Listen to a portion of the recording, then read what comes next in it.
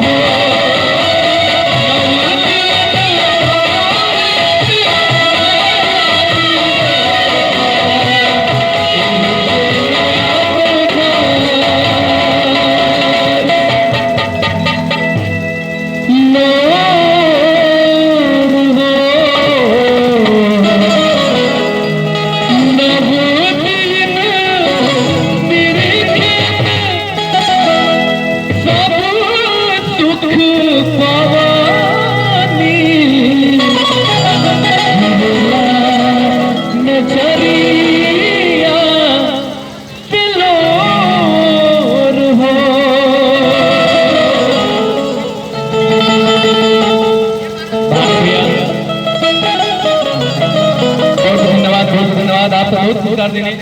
आखिरी में भी कहा कि एगो पांचवा लगाई ना मेजर में भैया पांचवा लगाई आखिरी दो बार बोला जाओ आदरणीय श्री न्यू रिव्यू हुआ है क्या बनामा टागी आप लोगों ने से बलिया चौड़ा करके जीता है हमारा क्या बात है न्यू रवि स्टूडियो बनामा टागी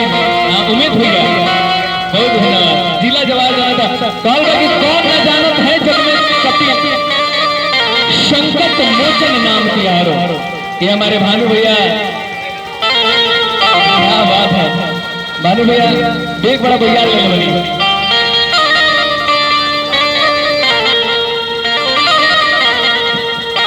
भैया मनु भैया न्यू रवि स्टूडियो के कहे के चाह कि फरक नहीं रहुआ खुला